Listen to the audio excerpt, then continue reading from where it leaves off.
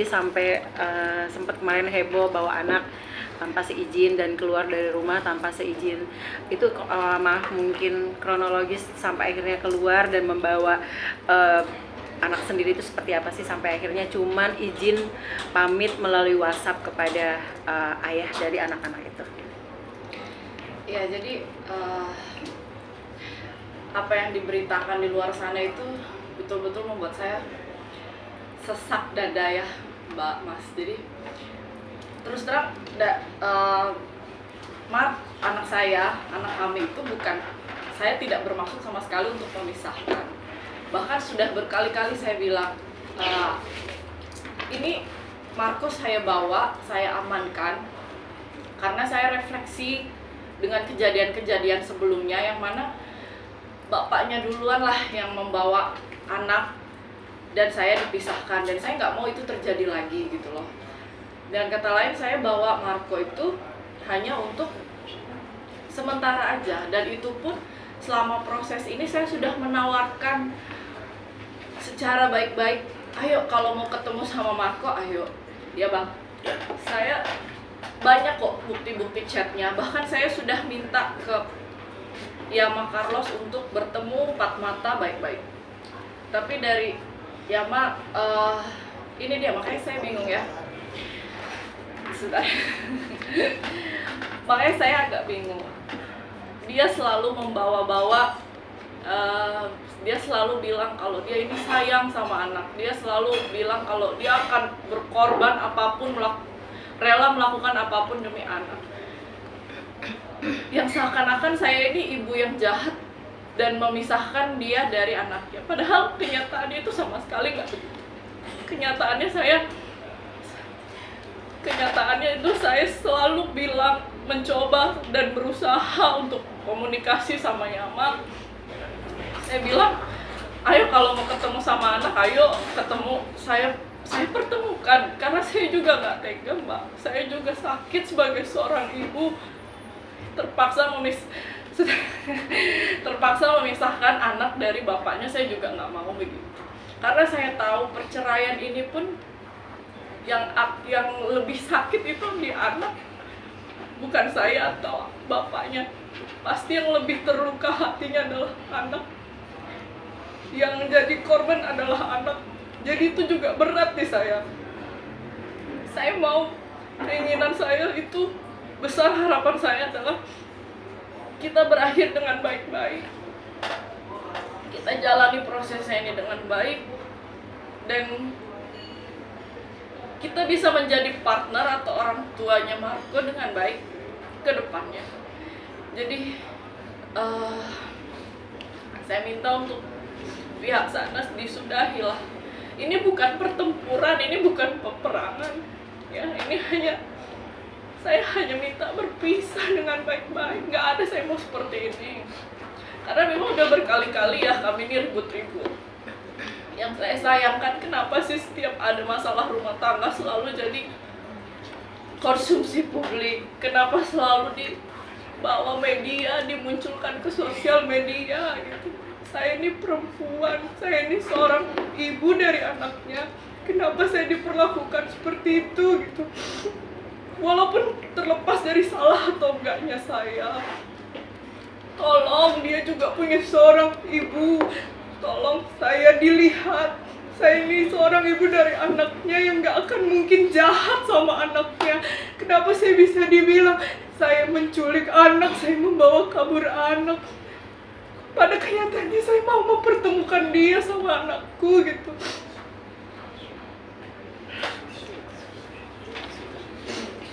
Saya sesak dada sekali, saya tahan. Saya lihat di sosial media, saya lihat berita-berita di luar sana itu liar sekali ya. Iya. Dan saya yakin bapak dari anak saya ini adalah orang yang baik, adalah anak Tuhan. Saya tahu hatinya dia itu baik karena saya sudah hidup bertahun-tahun sama Yama Carlos. Saya tahu dia orang baik, tapi kenapa dia bisa seperti ini? Mungkin dugaan saya ada beberapa oknum yang mencoba menghasut beliau, untuk mengambil cara yang tidak baik seperti ini gitu. Padahal banyak teman-teman baiknya dia sendiri yang udah bilang ke saya juga ya, dan mencoba untuk menjadi jembatan antara saya sama Yama. Padahal ini simple banget loh seharusnya. Kalaupun memang ada yang tidak dia suka atau dia menurut dia itu saya salah, silahkan. Tapi ada tempatnya. Karena kalau misalnya ini terjadi terus-terusan seperti ini kan udah terjadi ya, semua udah ke blow up ke media, ya sudahlah, nggak bisa ditarik mundur lagi gitu. Tapi jangan dibikin parah lagi, sudah cukup. Saya minta itu, karena nanti dia apa nggak ngebayangin ya perasaannya gimana, perasaan anaknya nanti bagaimana apabila melihat orang tuanya seperti ini gitu loh. Itu aja sih. Mbak, tapi yang menjadi pemicu dari Mbak untuk keluar dari rumah, memutuskan untuk bercerai itu apa sih Mbak? Kalau mungkin boleh dikasih tahu. Udah lama Mbak, saya itu meminta untuk berpisah sama yang Pak Carlos itu sudah lama. Maksudnya saya bicara dari hati ke hati ya. Kita ini nggak bisa, karena memang pernikahan agama ini terlalu berat untuk dipaksakan gitu ya. Oh gini, saya dan yang memantapkan saya untuk mengambil ini tuh sebenarnya langkah yang besar ya buat saya ya. Selama ini saya maju mundur karena saya ingat anak, berat di anak gitu. Saya nggak mau anak saya ini nanti kekurangan kasih sayang dari ayah kandungnya. Tapi yang menjadi titik balik saya adalah saat almarhum papa saya meninggal tahun lalu, akhir tahun lalu itu, dimana saya berpikir saya nggak mau gitu loh jadi anak yang durhaka, anak yang akan memberatkan jalan almarhum di alam sana Mbak. Itu sih, jadi saya berdoa sama Allah, ya Allah, kalaupun memang ini jalan yang harus tempuh, perpisahan itu berat Mbak, berat sekali. Ngebayangin anak saya udah nggak sama bapaknya lagi seperti biasa di rumah. Tapi kalau terlalu dipaksakan begini, pernikahan beda agama yang jelas-jelas memang dalam syariat Islam itu dilarang. Dan saya hanya ingin kembali sama Allah Subhanahu wa Ta'ala. Mbak, artinya Mbak ini selama ini baru sadar saat ini ya Mbak ya, bahwa ini jalan yang selama ini itu salah atau seperti apa? Kalau sadar saya tahu ini salah sudah lama Pak. Cuman kan untuk kemantapan hati mengambil jalan berpisah itu loh yang nggak mudah ya maksudnya.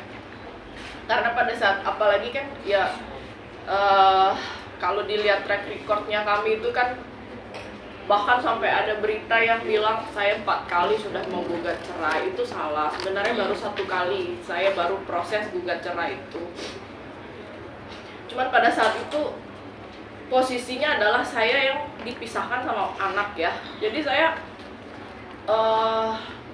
udah kadung depresi duluan dan gak berpikir jernih. Yang ada di otak saya adalah saya bagaimana ini, saya yang penting saya ketemu sama anak saya dulu gitu. Saya bisa gila kalau lama-lama dipisahkan sama anak terlalu lama.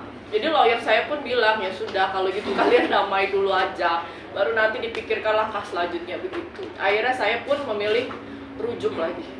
Mengenai biasanya melakukan surat peringatan Mbak mengenai meminta balik anak Marco dan juga sampai melakukan investigasi beberapa hari kepada Mbak kita, gimana Mbak sudah mendapatkan surat peringatan itu? Surat peringatannya Apa? Coba diperjelas ya, Mas. Dari sana sudah ada surat peringatan itu untuk meminta untuk mengembalikan Marco kepada pihak sana. Surat peringatannya di mana? Kita sudah dapat info sih tadi. Kita nggak pernah dapat dari pihak sana ya. Oke. Kita nggak pernah mendapat surat peringatan. Belum ada berarti ya. Oke. Tapi kalau misalnya menanggapinya gimana mungkin Mas? Untuk itu Mas. Ya kita baca apa isi surat peringatannya dulu kan. Oke. Atau dia kita bertinju sama dia. Tapi yang sebenarnya bisa maksudnya dalam tuduhan membawa kabur anak, sedangkan yang membawa sendiri adalah seorang ibu. Jadi sampai saat ini saya dan teman-teman belum pernah menemukan ada unsur-unsur pidana, pasal-pasal yang bisa menjerat seorang ibu kandungnya membawa anaknya untuk tinggal sama dia. Sampai saat ini kami belum menemukan. Jadi kalau memang nanti ternyata dari pengacara sana, dari pihaknya sana itu menganggap ada pasal-pasal itu, yang mungkin beda kali kita undang-undang hukum acara pidana dengan kita. Jadi yang pasti sampai saat ini kami belum menemukan itu. Jadi ya kalau memang mereka mau melakukan upaya hukum untuk perbuatan yang dilakukan oleh klien kita, mau melaporkan atau melakukan upaya-upaya hukum lain terkait dengan anak dan terkait dengan membawa anak, silakan saja.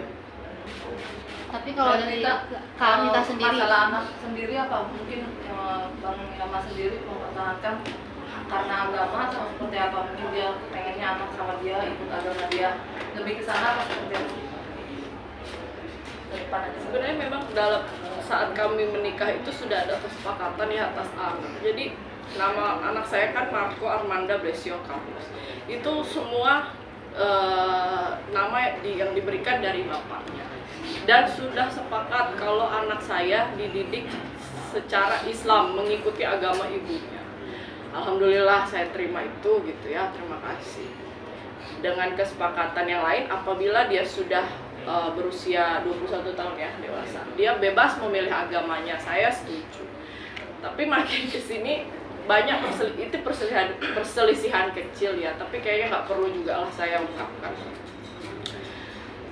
Banyak, jadi dia ada beberapa omongan yang maksudnya dia tidak konsisten atas kesepakatan yang sudah kita buat itu. Jadi adalah timbullah selisih ribut-ribut kecil gitu di rumah tangga kami ini.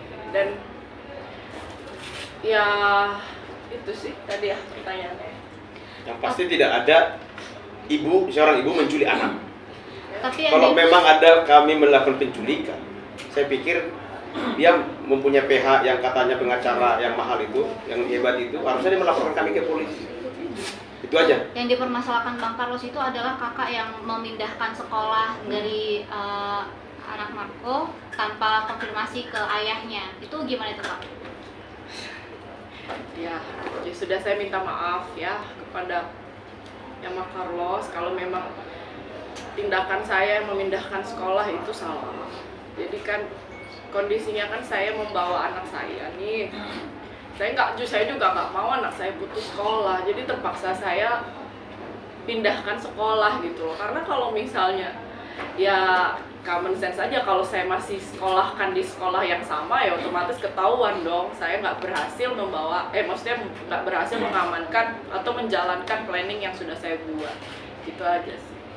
Kak, sebelumnya sudah ada obrolan maksudnya tentang ini nggak sih? Apakah ini juga akhirnya selalu ribut, akhirnya sampai akhirnya detik ini gugatan cerai itu terlaksana gitu? Gimana gitu? Ya memang begini Mbak, setiap kali saya minta berpisah dari Yama ini selalu kasih ultimatum ya, seperti ultimatum ke saya. Dia bilang sampai mati pun saya tidak akan pernah mau berpisah atau menceraikan saya gitu, menceraikan kamu. Tapi kalau sampai itu terjadi, maksudnya sampai seperti ini sekarang terjadi, saya menggugat cerai duluan, maka yang akan diperjuangkan adalah anaknya sampai ke ujung dunia pun mau sekalipun itu melanggar hukum, dia akan mendapatkan Marco. Dia bilang itu yang menjadi ketakutan besar saya. Makanya saya terpaksa mengambil jalan ini ya, karena saya takut apabila anak saya didapatkan sama bapaknya duluan, ya ini ketakutan saya aja ya. Saya akan ditutup aksesnya sama dia gitu. Dan itu pernah terjadi. Pernah terjadi. Bahkan anak saya ulang tahun, saya pun sama sekali tidak dikasih akses untuk telepon atau video call. Kemarin Marco ulang tahun tanggal 23 April, saya kasih video call untuk ya karena ulang tahun kayak gitu. Meskipun setelah itu ditutup kembali Kak, karena kata Bang Yama setelah dibuka akses untuk ulang tahun itu ditutup lagi aksesnya sama kakak sendiri. Saya nggak gini loh Mbak, saya tuh misalnya maksudnya gini, kalau mau ketemu Marco hayu, tapi kita selesaikan dulu nih antara orang tua, 4 mata, saya ajak bicara 4 mata.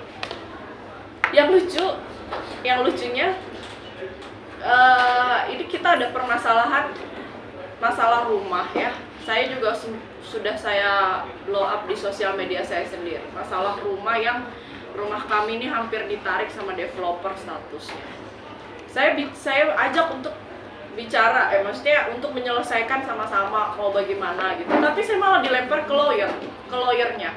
Saya malah dikasih, lawyernya malah menghubungi saya dan beliau bilang saya akan dikenakan pasal.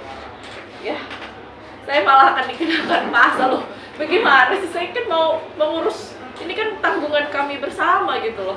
Urusan kami kok bisa jadi ke lawyer gitu, bingung saya. Makanya nggak tahu lagi deh mereka itu. Kak, tapi yang menjadi pemicu utama dari kakak untuk bercerai itu apa sih Kak? Maksudnya untuk di clear aja, apa mungkin karena sifat temperamen dari Bang Yaman sendiri, atau mungkin ada pihak orang ketiga, selingkuhan atau gimana Kak? Sama Mbak, dari dulu selalu saya teguhkan, saya ingin kembali ke jalan yang benar aja. Dah. Kembali ke sesuai syariat Islam. Iya, iya, ya. Ya mungkin banyak lah netizen yang bilang, kenapa nggak dari dulu, kenapa nggak difikirkan dulu resikonya. Saya ini pendosa, saya ini banyak hilaf. Ya, saya mohon maaf kalau memang kenapa nggak saya pikirkan panjang-panjang. Ya sudah, itu loh, nggak apa-apa. Sekarang ini saya udah di level yang terserah deh, saya mau dihujat, mau bagaimana, mau dijudge seperti apa, mau diciptakan, bahkan pihak sana tuh seakan-akan kayaknya menciptakan saya ini sebagai monster, gak ada yang jelek-jelek gitu ya, saya ini dibuatnya, gak apa-apa bener. Yang penting akhirnya Marco, anak saya, bisa sama saya dan bisa saya didik dengan baik, menjadi anak yang baik, tumbuh dengan baik, tanpa ada tekanan, tanpa ada bulian di sekitarnya karena melihat kami ribut-ribut seperti ini. Jadi saya minta tolong kepada bapaknya Marco, kepada Yama Carlos, tolong lebih dewasa sedikit, lapangkan hatinya. Saya minta maaf kalau saya banyak salah. Saya minta maaf, saya harus mengambil jalan ini. Saya minta maaf karena pada akhirnya mungkin dia sakit hati sekali ya. Tapi tolonglah, kenapa malah saya jadi melihat anak itu malah dijadikan alibi dia. Kalau memang betul-betul dia sayang sama anak, dia nggak melakukan ini loh. Dia nggak melakukan, dia tidak menjelek-jelekan saya sebagai seorang perempuan sekaligus seorang ibu. Dan dia juga punya ibu loh. Gimana rasanya kalau misalnya maksudnya nggak terbayang lah gimana perasaan anak saya kalau melihat ibunya diperlakukan seperti ini gitu ya.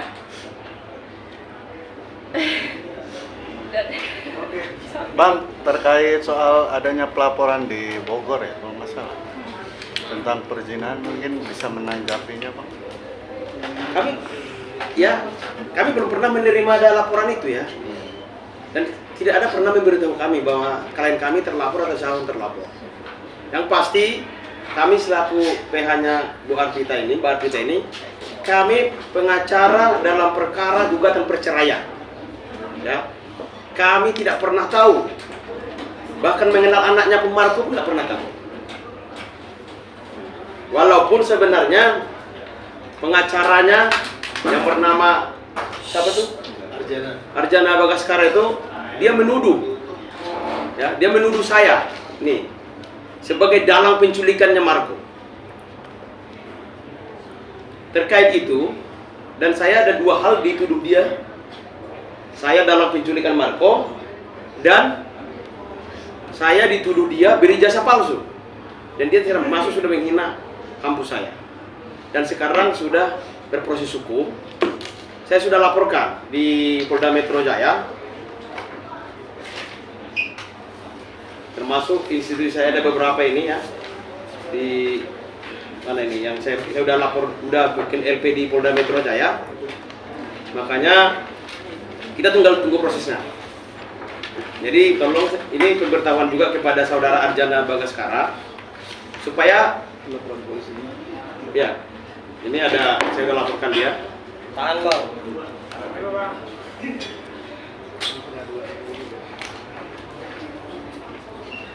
Udah.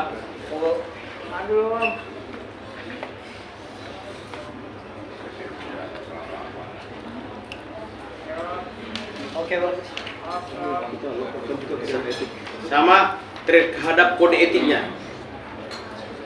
Nah, saya sudah laporkan dia ke kode etik Peradi. Kesini bang.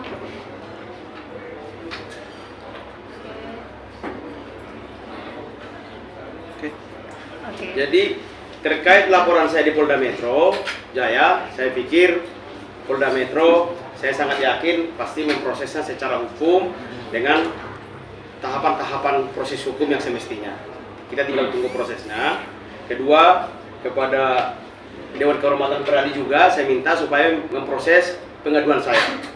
Jangan sampai masyarakat ini merasa terbohongin atau tertipu dengan cara-cara pengacara, apalagi seperti dia. Menurut saya masih muda ya, kasihan sebenarnya dia. Masih muda, masih punya masa depan yang baik lah. Nah, dia punya, saya lihat orangnya punya bagus sih, secara individunya sebenarnya bagus, cuma kelakuannya kurang. Jadi kurang pengalaman mungkin. Jadi dengan ini saya peringatkan kepada saudara Arjana Bagaskara, belajarlah etika sopan santun. Semua pengacara itu ada aturannya dulu PKPA, pendidikan khusus profesi advokat. Saya pikir dia harus belajar di situ, diulang lagi aja dibaca, supaya dia tahu beracara dengan baik. Yang paling masalah sebenarnya, saya selama ini, khusus secara saya pribadi, saya nggak pernah mengomentari apapun di medsos dia itu. Tapi saya marah betul sama dia kemarin, begitu anak saya yang ada di Mabes Polri, dia DM, dia tuduh anak saya tahu di mana Marco. Dia membawa polisi. Dia sudah menyentuh keluarga saya. Itu yang bikin saya marah kepada saudara Arjana Bagaskara. Yang kurang etika, kurang sopannya dalam beracara. Jadi terkait dia bilang beberapa kali di medsosnya dia bahwa pernikahan itu suci, Nasrani, oke, kita oke. Semua saya pikir di agama manapun pernikahan itu suci. Gak usahlah membawa-bawa agama. Dan perlu ketahui bahwa Yama Carlos juga sudah pernah bercerai. Bukan perceraiannya, bukan ini pertama. Ini perceraian dia kedua. Mungkin rekan-rekan media tahu. Jadi mungkin si PH-nya itu belum tahu. Makanya saya kasih tahu sekarang bahwa Arjana itu si Yama Carlos sudah pernah bercerai. Jadi itu penjelasan saya kepada kepada PH Arjana Bagaskara supaya belajar lebih sopan santun lah beracara. Beracaralah sesuai ketentuan hukum yang berlaku. Saya pikir itu penjelasan saya terkait ya ada sampai dia sebut bahwa kami sidang yang kemarin tidak hadir di pengadilan negeri Tangerang. Kami hadir nih. Saya bawa buktinya bahwa kami mengisi daftar hadir di pengadilan negeri Tangerang. Undangannya jam 9, kami datang jam 9 lewat 5. Jam 9 sudah di lokasi, dia tidak hadir, dia datang kata jam 5. Ya, undangan jam 9 masa dia datang jam 5.